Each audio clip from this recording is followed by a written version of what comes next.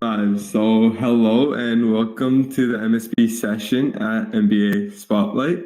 My name is Balraj and I'll be your host. And it's also my pleasure to present to you Kara Trippi, who's the Director of Admissions here at MSP.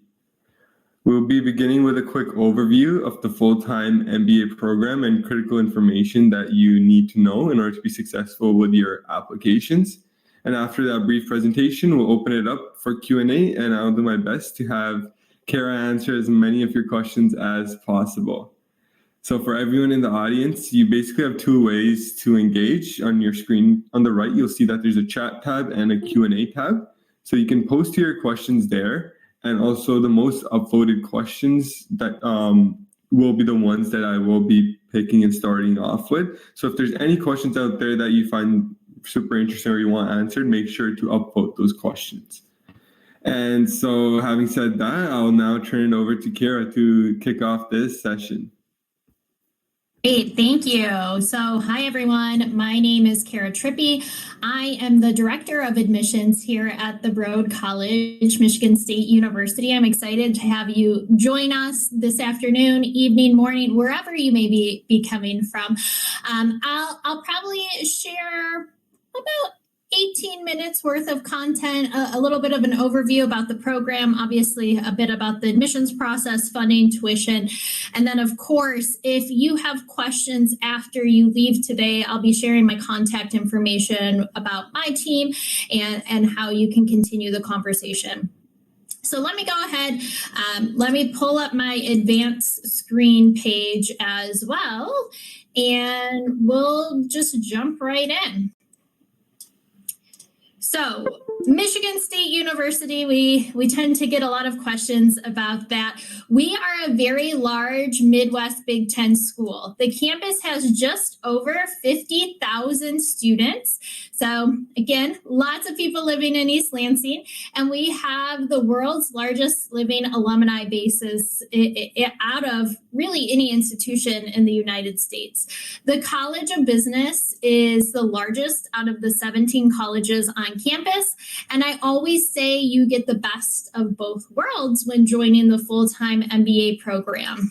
And this is because you get a small curriculum-based experience, team-based experience. We typically welcome anywhere between 60 to 80 students per intake year, but you get all of the resources of a Big Ten institution. We also have a really strong alumni network within the MBA program. So our career management team definitely works with those alums to make sure you're getting your questions answered, obviously advice about career searching, and then of course corporate careers after you complete the MBA program. Reputationally in the marketplace, we are a top-ranked MBA program. We are number 8 in public full-time MBA programs, number 24 overall within the United States, according to Financial Times. I think we are probably most well recognized for supply chain management. So if you're in supply chain management, you've probably heard of Michigan State before. We tend to do really well in those rankings where we're ranked number 1. This year, I believe, was the 6th year in a row where we were ranked number 1 by U.S. News and World Report. However, in other rankings, we're top 30 for 5 of our specializations. And then, of course, we have different tracks that you can take as well. I think our rankings really speak to the breadth of the program. And then obviously we want you to focus and build upon other areas outside of your concentration. So I always say, don't just look for rankings when you're choosing an MBA program. Make sure that we have the connections that you're looking for, not only right after the MBA, but 5 years out, 10 years out. So this is what our incoming class looks like for this past fall, so fall of 2023. 3.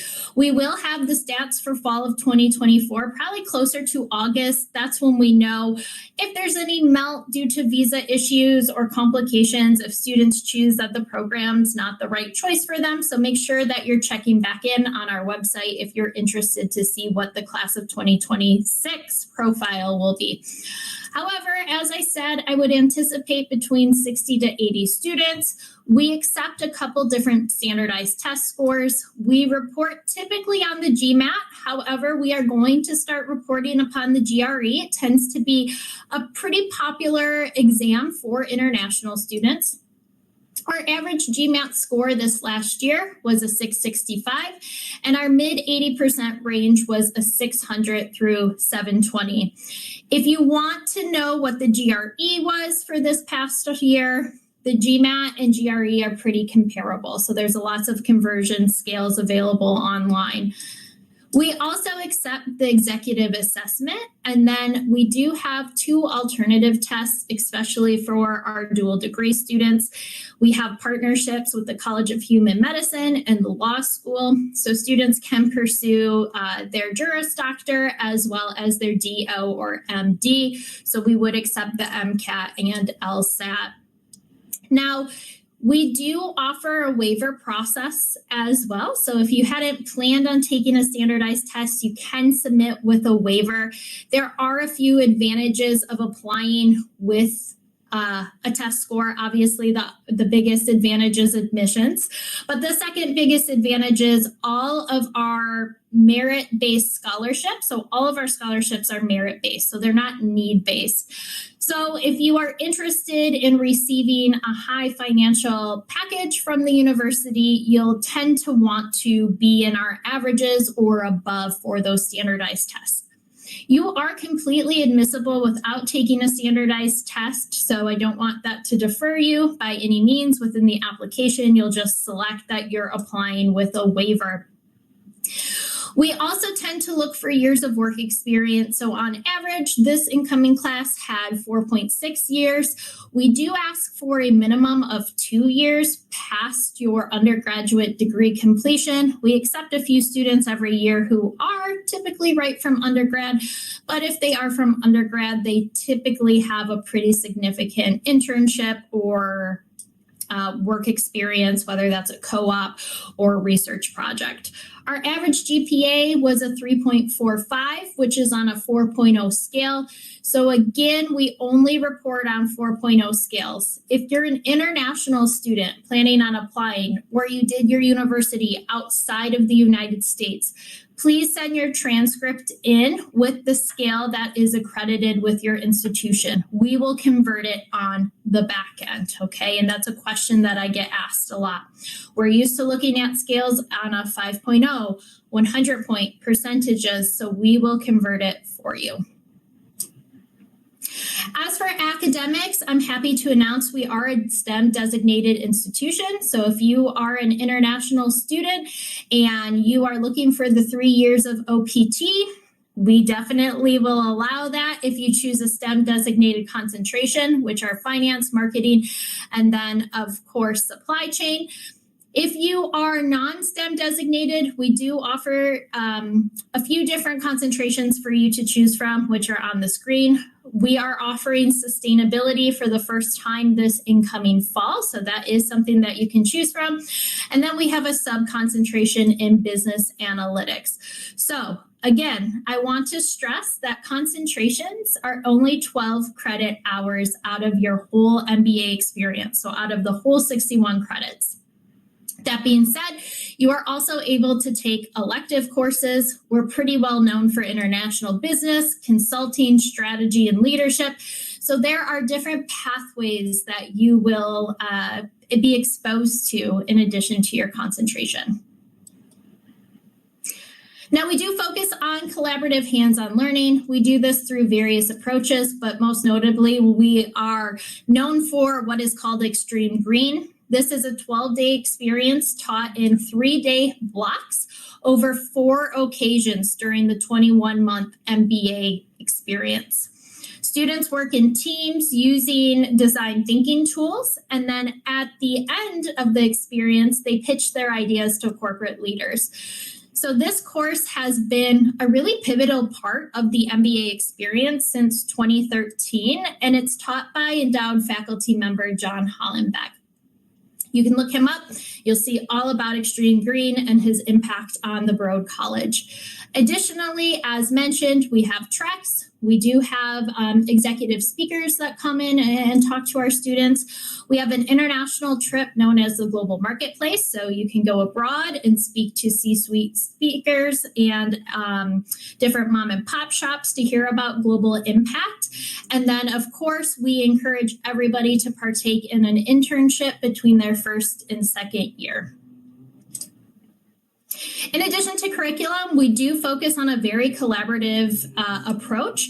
We will break you into teams of 5 to 6 individuals, and about 80% of your work within the program will be team-based. So this is not a cutthroat MBA program. We want to make sure that you are collaborative, because when you get to your position after the program, it is going to be very hands-on cross communication. So we want to prepare you for that. We also have student-led resource groups. Each one of these resource groups has a student board working with student participants. So this is not the program leading these groups at all. This is your peers, and we want you to have as much input on your MBA experience as possible.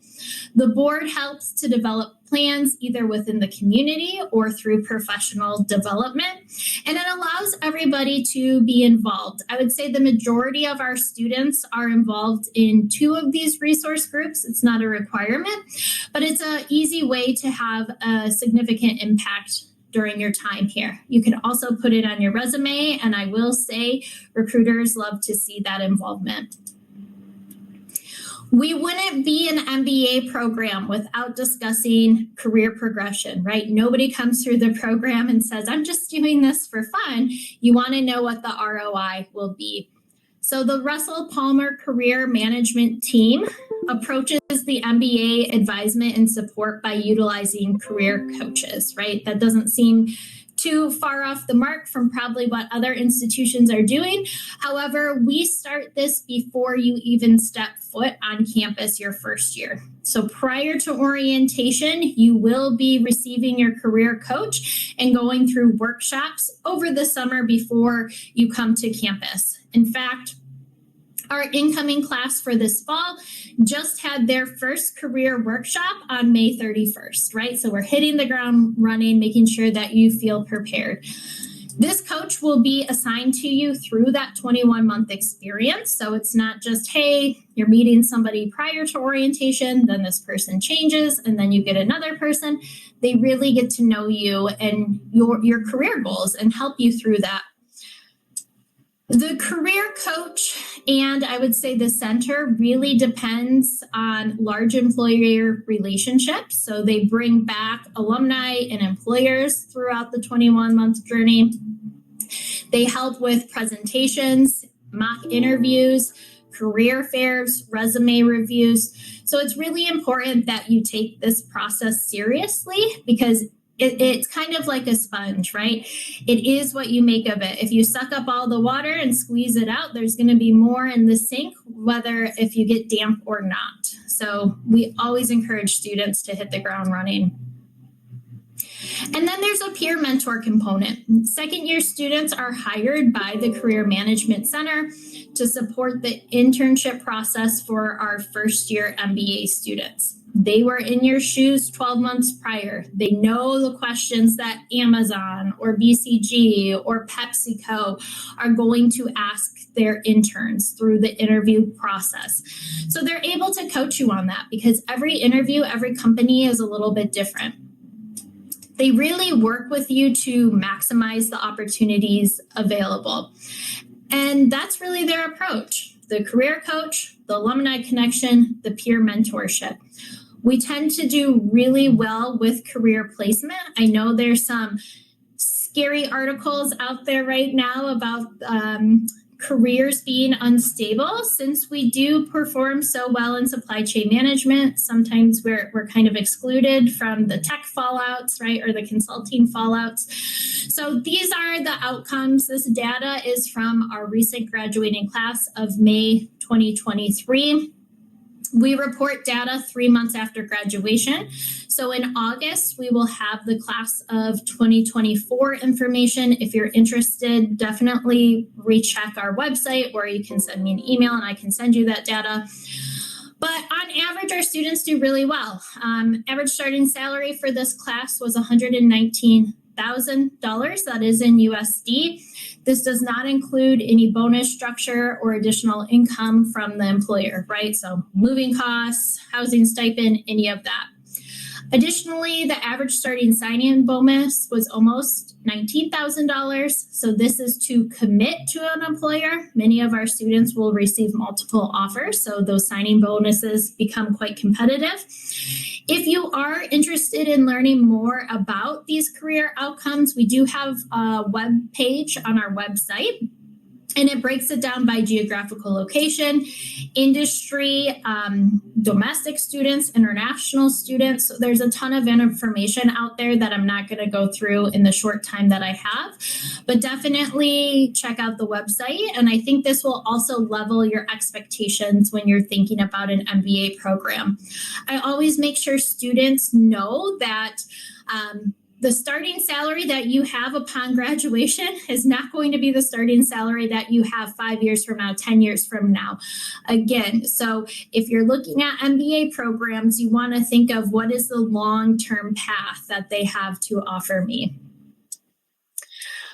These are some of our top employers as well. So you can see a list. This is not an inclusive list by any means. We tend to do really well in different areas, considering technology, fast-moving consumer goods, automotive, manufacturing, oil and gas.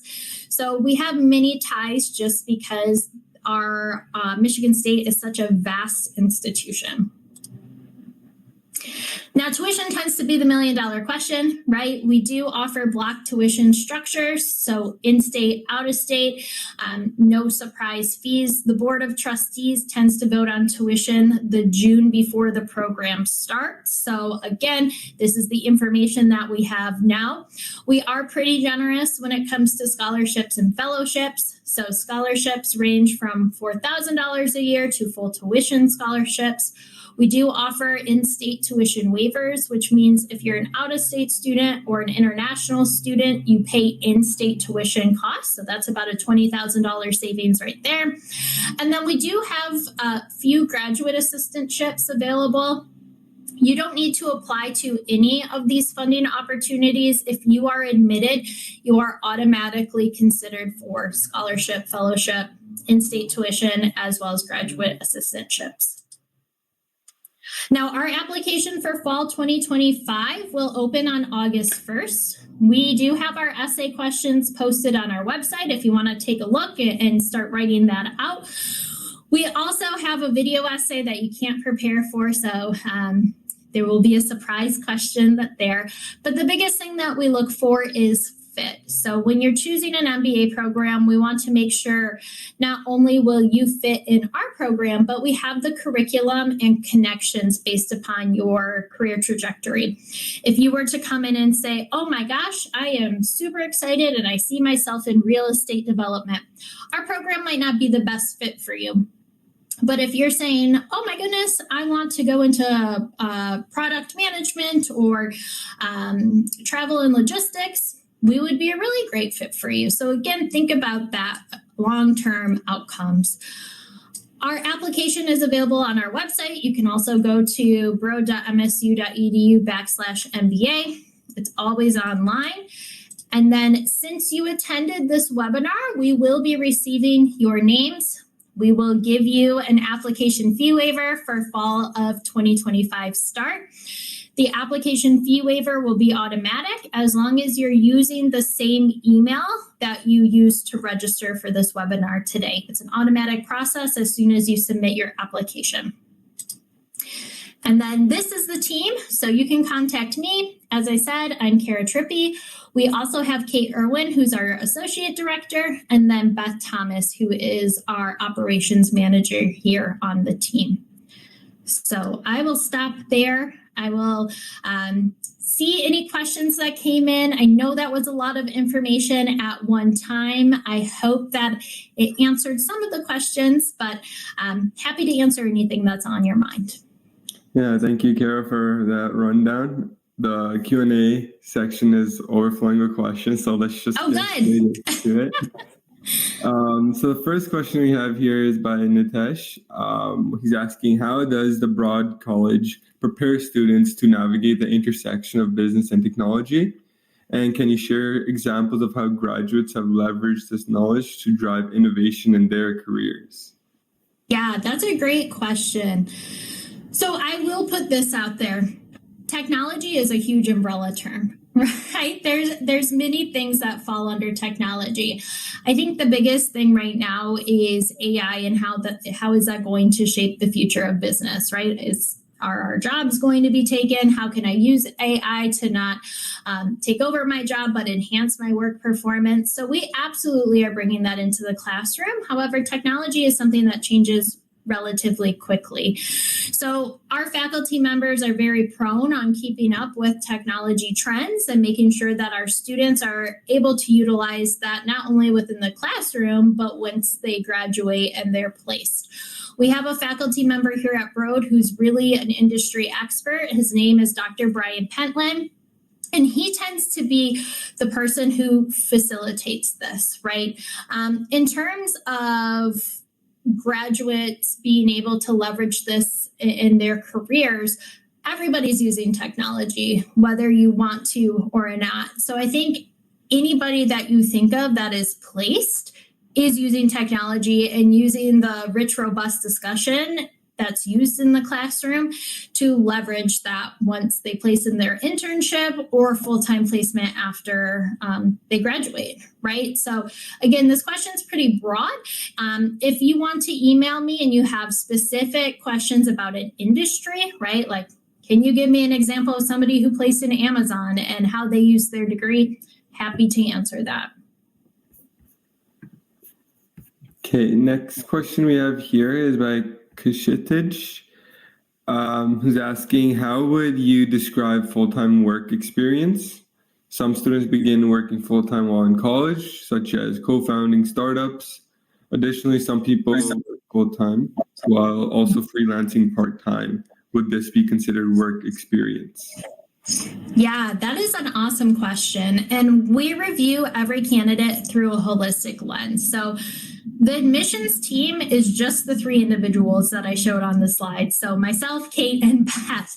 Mostly Kate and I are reviewing every single application that comes in by hand. So we don't have a system on the back end that says, okay, can you filter out applications that have less than 2 years of work experience? Because every student is a little bit different. So first and foremost, when we're reviewing work experience, we want your resume to be extremely legible and easy to read. It should not take me more than 6 seconds to figure out if you're currently working, where you're working, and what your undergraduate history is. So make sure that you're spending time on that resume to make it clear. If you are a non-traditional student, and when I say non-traditional, I mean you are working full-time while you are pursuing your undergraduate degree, we absolutely will consider that work experience. I have a candidate that we just admitted who started her own company while she was a junior, and she has 6 employees under her right now, right? Although she's 22 years old, she's doing a ton of work during her undergraduate career, and she's working towards being highly successful as a business owner. So absolutely, we would consider that work experience. If you did a startup, right, we would have a more detailed conversation about what that means. So again, it comes to you portraying your story in a really strong light in that application. So we're not guessing, oh, is this work experience or is it not? So utilize the resume first and foremost, and then utilize those essays as well to tell that story, because we received over 1,000 applications this year. We go through them fairly quickly, so that resume needs to be up to date and reflect that work experience.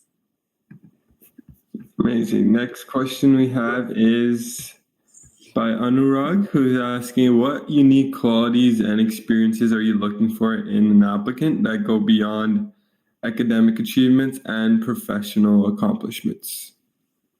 Yeah, that's a great question as well. I'm asked quite frequently, like, do you want all of my certifications on the application? Do you want all of my involvement and volunteerism on the application? And I think it depends upon what it is, right? I don't care if you volunteered one time at an event, you don't need to put that on your application. But if it's something that you really identify with and it's a huge value to you as a person, that makes a difference. So for example, I interviewed a candidate this year who access to education was really important to her. So she started a mentorship organization to mentor young girls to make sure that they could advance into STEM-based degrees. She's not getting paid for it, right? It's not something that's formal, but she's helped over 25 girls advance into STEM-based courses. And that's something we absolutely would want to know about on the application. In terms of qualities, I always say we're not looking for the shiniest diamond, right? I'm not looking for somebody to be extremely polished, because if you are extremely polished, you'll come into the MBA program kind of feeling like you already know everything that's being discussed. And that's really hard. We want somebody who's open to being coached, right? We want somebody who's open to being influenced, because if you have bad habits, those bad habits are going to come into the classroom.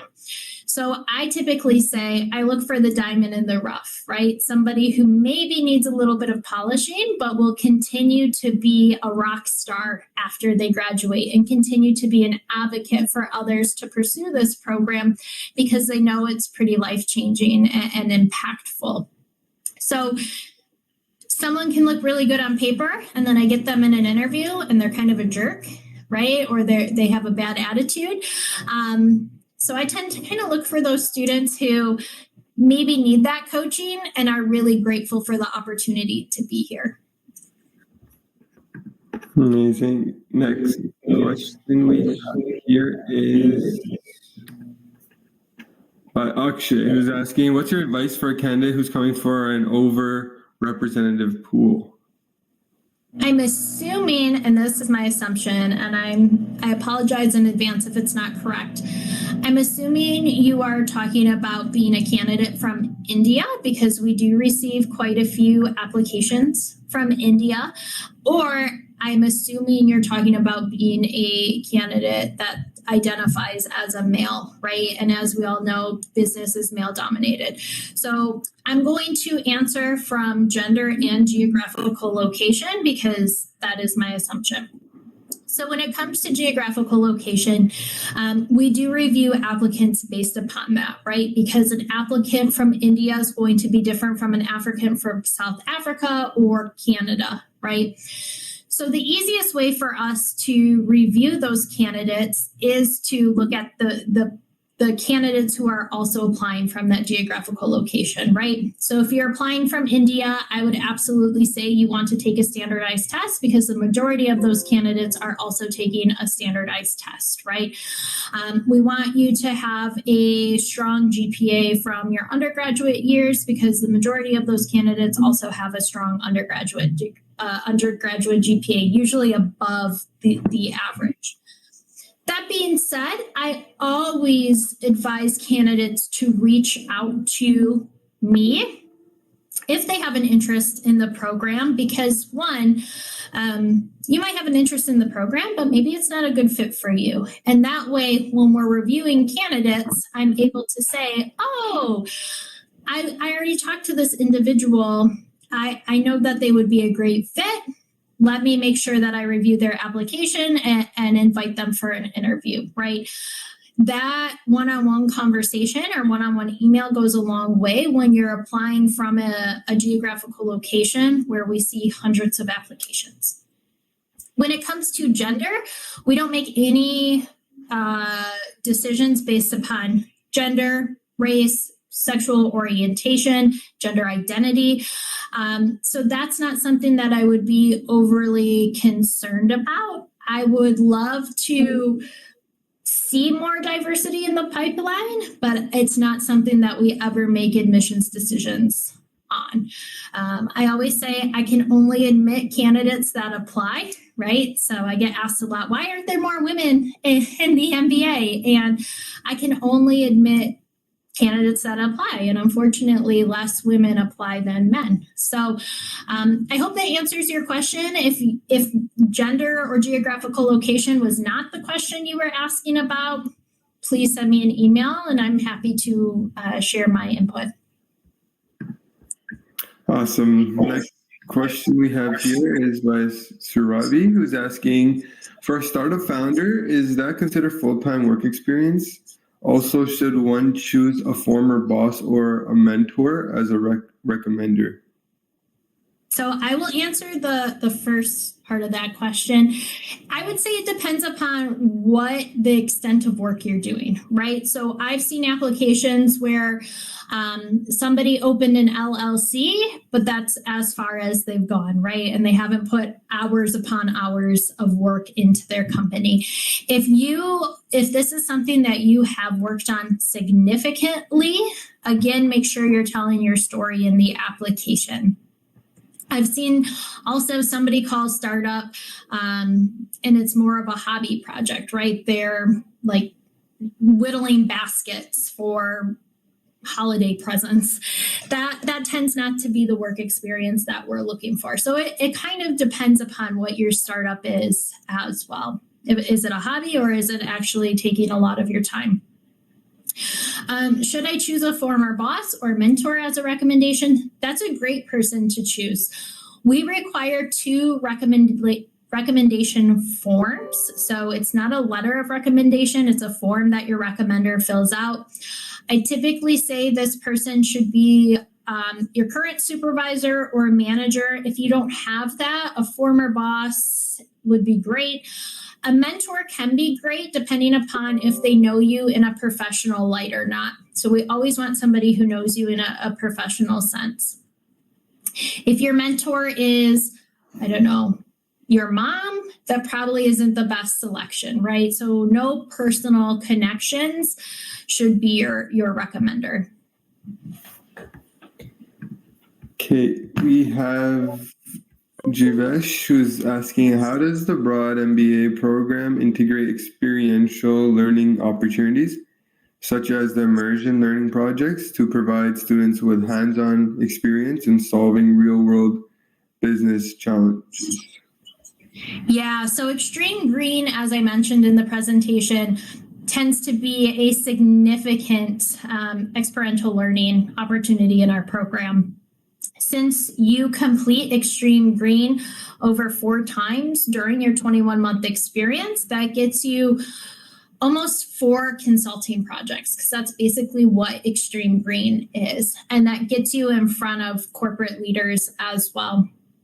In addition to that, the study abroad aspect is experiential learning, right? So we take you abroad for 1 week to various different countries. This year we went to Munich, Germany, and you meet with C-suite leaders, mom and pop shops. You do different cultural opportunities as well. So that tends to be very impactful. If you're not able to go on that trip, we also have a international business course that you take, since business is so global. And then of course the internship experience is probably the most impactful in terms of showing that you have work experience. So I would say almost everybody will complete an internship between their first and second year. Usually our joint degree students do not, so our JD, MD, and DO. And then students who maybe want to open their own company. We had a student that just recently graduated. His name's Elliot Smith. He started his own company during the MBA called Mott. He didn't partake in an internship because he wanted to invest more in his company. So there are different one-off situations where you won't complete an internship.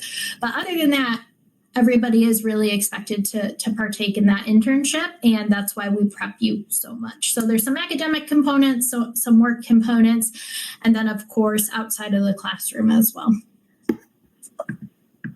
Okay, we have an application-related question from Anjum, who's asking, does Broad accept candidates with a 3-year undergrad degree, or will we not be considered at par with a 4-year degree holder? We do accept candidates with 3-year undergraduate degrees. The caveat to that is we want to see significant work experience. So if you're somebody who just graduated with a 3-year degree, the chances of us offering you admission is pretty rare. However, if you're somebody who has hit that 2-year work experience, 3-year work experience, we absolutely will consider you for admission. So again, admission is really an art rather than a science, and it's dependent upon every single student.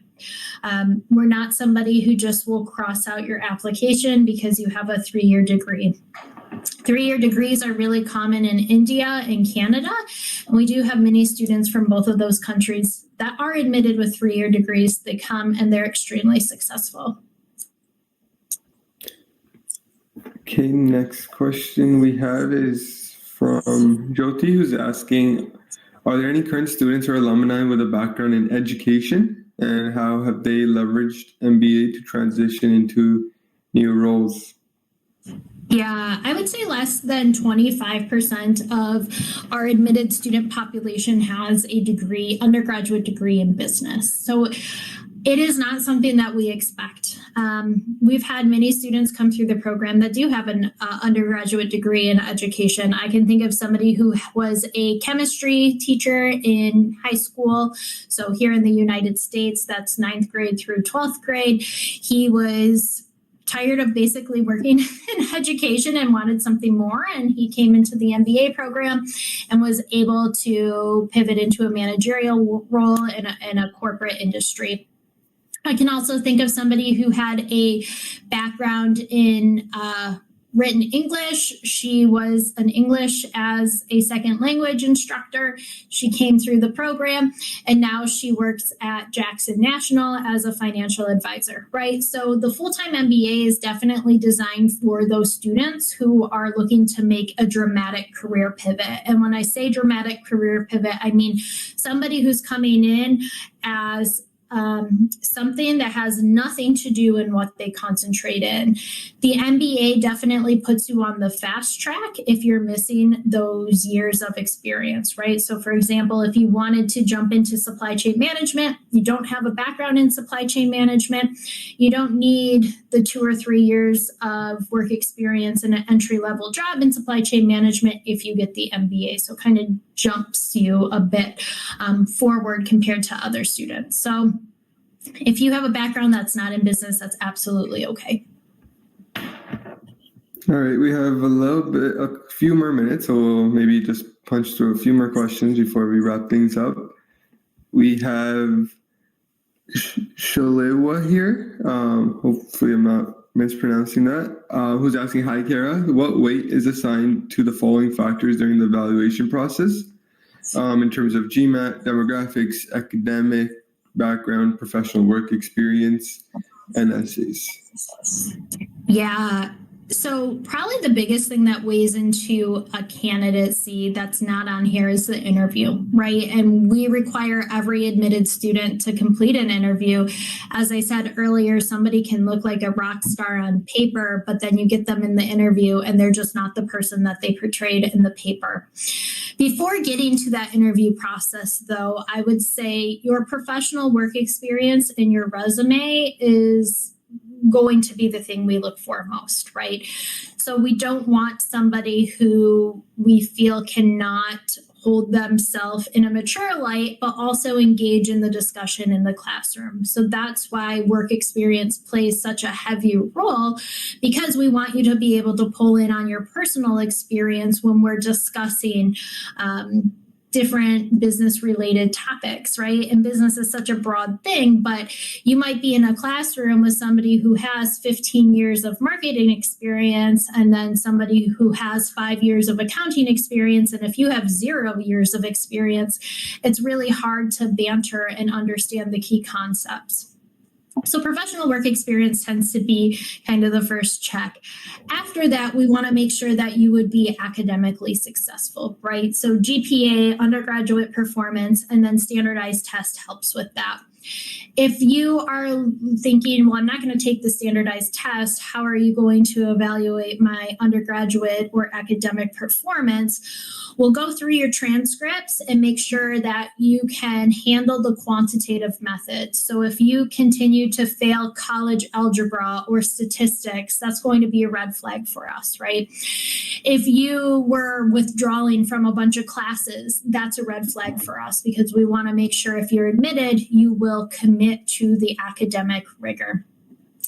If you have a poor undergraduate GPA, that's when the test score kind of helps out too, right? Because if you have a 2.5 undergraduate GPA, but let's say a 700 on your GMAT, then it assures us, okay, you can handle the academic rigor, right?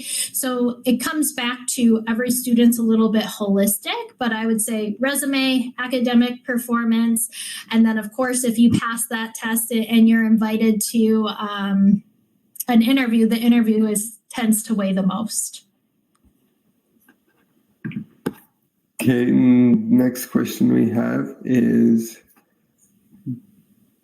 by Tyra, who's asking, what is the networking and mentorship culture like at Broad? Do alumni connect with the students cohort?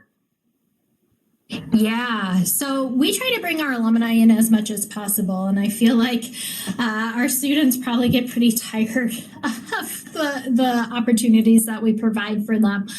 But at all of our recruitment events, so Diversity Preview Day and Mid Student Program, we tend to have alumni there. So even before you pay your deposit.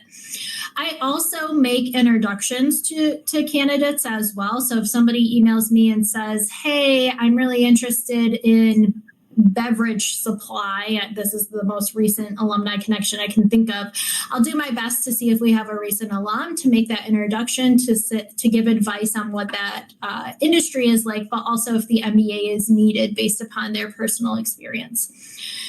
That being said, the mentorship piece is very twofold, right? So typically all incoming students will be paired with a second year MBA student through the admissions process if they are admitted.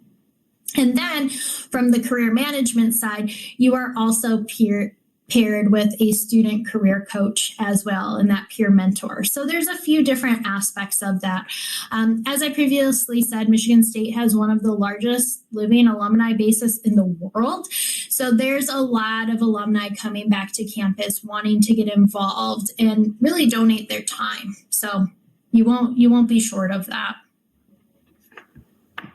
Okay, we pretty much running out of time, so maybe we could just wrap things up. Kira, is there anything you want to say to close things off on your end? Yeah, if your question wasn't answered, always feel free to reach out to me. You can reach out to mba@msu.edu. We can answer those questions. Beth will make sure to triage it to the right person. I know that being in prospective student and being in this kind of environment, it's intimidating and there's a lot of self-doubt. So I always say, apply, right? At MSU, it's not going to cost you anything since you're going to get the application fee waiver. So it just costs your time. So make sure that you're submitting your application if you have an interest, and then we'll take it from there. So again, you're never bugging us with questions. Always reach out if something comes to your mind. Okay. Awesome. So thank you so much, everyone, for joining into the session. Hope there's a lot you could take away, and I hope you guys are excited to apply to MSG for down the line. So see you guys later, and hopefully I see you guys at the rest of the sessions throughout the day. Take care. Bye-bye now.